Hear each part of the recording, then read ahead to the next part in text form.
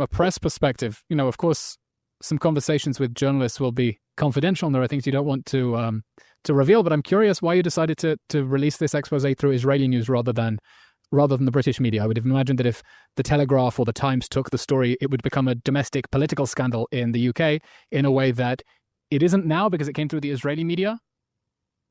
Well, I will say we did approach some British media outlets, and it did not run. So I'll just say it's a little more complicated than that, but I'll just leave it there.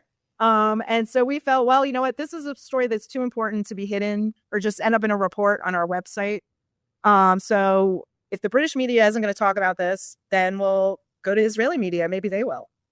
The State of the Nation with me, Eilon Levy. Where on earth is Hamas getting its money from to finance jihad? Seriously, where on earth? Well, listeners of this podcast will know about Hamas's three main patrons. They know about Qatar, which gave money to Hamas for years in suitcases with Israel's consent, hoping to buy quiet from Hamas. Prime Minister downplaying it this week, but Qatar, a major state sponsor of Hamas. They'll know about Iran, which bankrolled the organization to surround Israel with a ring of fire. You'll know about Turkey, which even treats Hamas terrorists in its jails. Listeners also know that Hamas gets money by hijacking humanitarian aid, that it sells it for extortionate prices at the black market, that when Israel switched off the taps, that meant it no longer had money to pay its fighters, putting it in a serious financial crunch. Hamas has money. We know about UNRWA, the UN agency whose staff took part in October 7th. So many principals and deputy principals, operatives in Hamas's military wing. We know how by taking care of education and social services and welfare, UNRWA allowed the government of Gaza, Hamas, to focus on what it does best, building tunnels and waging jihad against the Jews. But Hamas gets its money from somewhere else, and this week there was a shocking headline. Britain directly financing Hamas. Britain partnering with the UN, partnering with Hamas to give cash to Hamas. It was a shocking revelation, so shocking I didn't think it was true.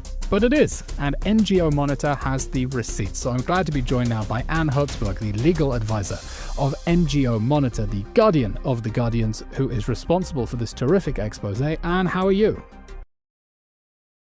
Good to be here. Good to have you here. Help me make some sense of this. What is going on? Why is Britain funneling money to Hamas?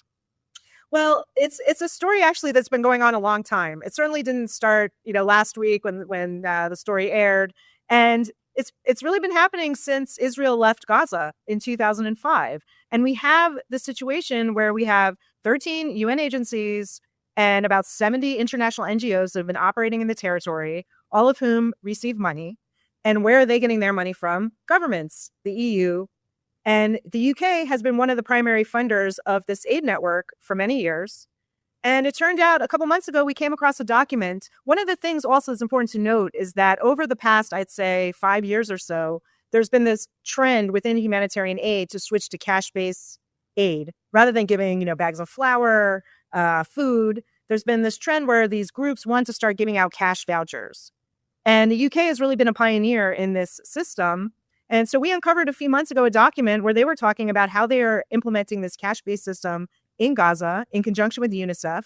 And one of the main partners involved in that is this MOSD, Ministry of Social Development in Gaza, which of course is run by Hamas, controlled by Hamas. So hang on, let me get this straight. Britain is taking taxpayer pounds and giving it to a United Nations program that is partnering with a Hamas ministry to hand out cash? Yes, that is what is so eye-popping here. Now, it's not surprising that governments like the UK are giving money to UN agencies. That's very common. And that in and of itself has a lot of problems, which we can get into. But in this particular case, from the document we found, UNICEF is working with this Ministry of Social Development to get the beneficiary lists. So that means this ministry is deciding who gets the money, according to this document, which is quite shocking. Yeah, and presumably Hamas isn't really giving it to needy civilians and is using it to funnel money. But I mean, it's just such a staggering allegation that I really want you to spell out the evidence. How do we know this? So how we know this is, again, a few months ago, we actually were looking into this issue regarding the United States because USAID had been funding cash-based programs with a couple NGOs, US-based NGOs. So we alerted the media as well as the United States government that we had found these grants that were highly troubling. But then in the course of that research, we also uncovered this document that was authored in 2022 by the Consulate General in Jerusalem, the British Consulate General. And they were talking about which is not actually a consulate. The Consulate General is Britain's effective diplomatic office to the Palestinians, and it's located in Israel's capital city. Yes. So that's, again, a whole other can of worms. So in this document, they're outlining, they're discussing their humanitarian aid program between 2022 and 2026. And what was shocking to us was we saw, they're having this involvement in this cash program. And in the document, they discuss the risks of this program. They have a risk matrix. And in the matrix, they're talking about the risk that this MOSD is controlled by Hamas. And besides the fact that Hamas would be identifying the beneficiaries, what really seemed to bother the British government was not this potential for aid diversion, but that their reputation could be at risk if this became public, if this was found out. So that it has been found out. And yet it has been found out. And I don't know how much they're reeling from the revelation. And I had a look at this document. They identify the risk of aid diversion, real or imagined, as being severe. And they decide to go ahead with it anyway. Why does Britain decide to give money to a UN agency partnering with Hamas, despite knowing the significant risk of it going to Hamas? And it's not like Britain is one of the countries that doesn't think Hamas is a terrorist organization. That's what's so crazy here. Hamas is prescribed as a terrorist organization under UK law. Yeah, and in fact, when the embassy responded to the Channel 12 news segments, they said providing funding to Hamas is a crime. So they're well aware of the problems of giving money to Hamas or involving Hamas in money transfers. This is kind of beyond belief. But I think, this is certainly a problem in this case with the UK, but it's really a bigger problem. It's not restricted to the UK. We've seen this many governments, the EU, the UN. I think it's a couple things. I think, first of all, and this will be, let's say, the most charitable explanation, they identify, and which is true, they have identified people in need, and they believe that providing the need to these people is worth the risk of aid diversion. Asking celebrity doctor about diet soda. You won't believe what he says. Diet soda of aid diversion. Right. So they've made that calculus that for the aid that they need to give is way more important than this aid diversion, although they're not taking into account, of course, the long-term consequences of aid diversion, which we, of course, have all seen starting on October 7th and leading to the disaster that has gripped the region the past year and a half. Yeah, it's a bigger question than, a bigger question not just in the UK. It's a bigger question about the whole approach to international aid in Gaza. Why does Gaza need to be treated as an eternal welfare recipient? Why do Palestinians in Gaza get told that Gaza is not their real home, that they're refugees, that they have a right to relocate to Jaffa, and until they do that they get not only free healthcare and education, but cash at the expense of the British taxpayer? I mean, if someone offered you unlimited cash from Britain until you get to move to Tel Aviv, you'd become a terrorist as well, wouldn't you, with that sort of incentive structure? Instead of working to bring down Hamas or trying to generate economic self-sufficiency, they just keep Gaza permanently dependent on welfare, despite knowing that it's going to an organized crime group that's running interference for the Islamic Republic of Iran. It's absolutely wild. And just when we say Hamas being the government of Gaza and the Ministry of Social Development, am I getting the name right? Yep. Is headed by a charming gentleman called Razi Hamid. Correct. What can you tell us about Razi Hamid?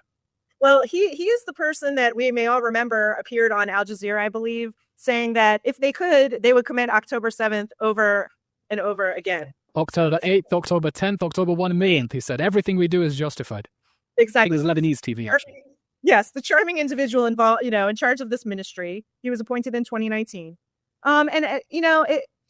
And this was the other thing, though, in addition to, let's say, wanting to help Gazans, and you raised the point, this is the point. I think a lot of people in this sector, in the humanitarian aid sector, in the governments that are dealing with these aid issues, it's a very narrow group of people, and they have a hive mind. And a lot of them, unfortunately, share this ideology, so it's very hard to break out of that. In the most extreme case, we see UNRWA, where they're peddling fantasies of eliminating Israel and indoctrinating generations of children. But we also see that in these other groups. When we've been looking at this issue for close to 20 years, but when you look even at what the UN calls the humanitarian country plan for the Palestinians, the number one goal is political. The number one strategic things that they speak about to carry out their objectives is filing negative reports against Israel in the UN. It's completely political. This is not a lot of the things we see are not humanitarian aid as one would think of humanitarian aid. When you ask someone on the street, what does humanitarian aid mean? Most people would say building houses, making wells, food. That's not what we see here. A lot of the humanitarian aid is actually for political campaigns. And the interesting thing too is although the UN has gotten a lot less transparent about these projects, a lot of times what you would see on the project descriptions on UN OCHA's website, because they coordinate putting together donors and NGOs and UN agencies, is you would see things like, as part of this project, we will issue 5 press releases. What do you need to issue a press release for? And why in advance are you already coming up with the press releases you need to issue? Things like that. And for reports that are just for complete political purposes, they don't have any other purpose. They're not reducing conflict here. So again, this problem has many facets, and just, this UK funding we found was one of the most egregious examples of it. Patently clear that these organizations, they claim they're neutral, right? Which on a charitable interpretation says they're apathetic about whether Hamas remains in power or not. It means they're neutral on the question about whether Hamas should run Gaza or not. But it's worse than that, because for 20 years, they have had to work with the government of Gaza, Hamas, in order to operate there. Hamas has laid down the terms on which they can operate, and they have to accept the rules of the game. And the rules of the game obviously include massive aid diversion by Hamas. When I get asked, well, the aid agencies deny that Hamas is hijacking any aid, I say these are the same agencies that say they have no idea how Hamas built 400 miles of military tunnels using concrete that was meant to go to civilian reconstruction. I mean, if most Aussies don't actually use detergent to wash their dishes. They use incompetent because that went under their noses, and this did too. Or they're lying in order to cover up their complicity in how Hamas has hijacked international aid and international welfare in order to build its war machine. And I wonder, how much oversight do these organizations have over their own programs inside Gaza? The aid workers inside Gaza, the people who are doing this work, are they, blonde Norwegians with blue helmets and blue eyes? Or are these local Palestinians who are embedded in the same clan structure in which Hamas is embedded, and who ultimately fear for their lives if they put a foot out of line and see where the money is and go after the money and power, which is Hamas? And they're either openly complicit with it, or at best, cowed, because Hamas is an authoritarian state. That's just the reality. Yeah, first of all, what's ridiculous is when you look at the aid parlance, and this is in the UK document as well, they refer to the Hamas ministries as the, quote, de facto authorities. So in any UN report, you will rarely see the word Hamas. It's always the de facto authorities. So as an initial matter, they euphemize and erase Hamas for what it is. So that's the first thing they do in this step. Now, I've been saying from the beginning, this is like the monkeys, hear no evil, see no evil, speak no evil. There is no way that these organizations who have been operating for 20 years in Gaza did not know what was going on. 100%. Of course they did. Lazzarini should be in jail. Lazzarini should be in jail for aiding and abetting crimes against humanity. I believe that 100%. And if Hale Moya has anything to do with it, he will be. We'll see what happens. Lots of I hope he's successful. But this is beyond UNRWA. I always say UNRWA is the tip of the iceberg. That's the one we know most about. It's the most egregious, but it's not the only one. And the other thing is, I've had in the past issues with UNICEF before. We found in 2017 that UNICEF was partnering with NGOs linked to the PFLP. And we had found some of these NGOs participating in a PFLP ceremony where children were dressed up as terrorists with masks and the keffiyehs, the full garb. And I showed these pictures to a very senior UNICEF person, and she shrugged and then said, well, the UN doesn't consider the PFLP a terrorist organization. And the same thing is with Hamas. They're not on any UN terror lists. So this is another way in which the system has been able to operate, because the UN, again, does not consider Palestinian terror groups to be terrorists. And so I don't know if they have any vetting or restrictions on how the aid or monitoring of the aid. And because the donor governments just give it to the UN, then they can wash their hands of it. And it's Britain doesn't have any oversight. When Britain gives money to UNICEF, it doesn't follow up afterwards with, hang on, where did this money go? How do we know it reached its recipients? Well, that's what's unknown here, because in the document we found, they say that there's independent third-party monitoring. Well, I'd like to see how independent it is, because normally when we see independent third-party reports, to the extent they are publicly available, it's generally other NGOs reporting on other NGOs, or people who were previously associated with that organization in question. So of course they're not independent or impartial. So we don't know, but it's not public. So they can claim they're doing this third-party monitoring, But I'll say this. Last year, we did a freedom of information request to the British government and took them to court to try to get information. They were giving a lot of money to an NGO called the Norwegian Refugee Council. And in turn, the Norwegian Refugee Council works with partners in Gaza. And we asked the very simple question, who are your partners? We asked the British government because they used to publish this information. And then lo and behold, around 2019, this information disappeared from the UK website and from the UN websites. So you could not find out who these partners were. And it was around the time we started discovering the PFLP links to some of these groups. So we filed a freedom of information request with the government, and guarding this information as if it was a nuclear secret, the government would not give us the names. And we took them to court, and we had an official of the British government under oath in the court proceedings. And she admitted that while they did vet the Norwegian Refugee Council, they did no vetting of subcontractors. So, and I'm sure it's the same thing with UNICEF. I am sure they say, oh, UNICEF is a trusted partner. We'll leave it to them. So if this is not the case, the onus is on the British government to come clean. Do they do vetting of UNICEF's partners? And the other amazing thing in that document was the way they claimed they were going to mitigate the risk of working with this MOSD for the beneficiary lists is that they were going to have a local partner help them make sure that the lists were legit. I started using partner. So who is this partner working with UNICEF to help ensure the integrity of the lists? And of course, they don't say. And I'm sure if we heard who it was, it would raise a lot of red flags just based on what we've seen elsewhere. So it's just staggering how these countries not only outsource their oversight to agencies that have been seriously compromised, but also their sense of moral authority. You know, one of the hardest things I have as, kind of an unofficial spokesman for Israel is the question, but UNICEF says you can't seriously be claiming they're wrong, but the Norwegian Refugee Council, as if these are the ultimate arbiters of moral authority and not deeply political organizations that have been running interference for Hamas and are completely complicit in laundering money for it. I mean, it's staggering. And the other thing is there are plenty of case studies. So you may remember from about 2016, the head of World Vision in Gaza, who was Mahmoud Khalabi, Palestinian from Gaza, was heading the World Vision's Gaza branch. And he was arrested for diverting $40 million of World Vision's money. And he was arrested by Israel, tried in Beersheba, and convicted. I believe he was released actually in one of the hostage exchanges. And when he was arrested, what would a normal person say when they learned that what would a business say if they learned one of their employees embezzled $40 million from them? You would be horrified. You would be like, oh my God, we must investigate. We must make sure this doesn't happen again. We have to see what's going on. What was their response? And all of the European governments and the EU and the NGOs, it was, Israel is shutting down civil society. Israel is torturing this man in prison. Complete garbage.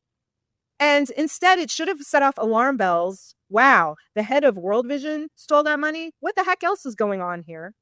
And the other crazy thing was at the time, World Vision said, oh, our budget's only, $5 million. There's no way he could have diverted 40. Well, we found they actually had a bank account in Israel, which had more than enough money for that to be stolen. And so they didn't even know about it.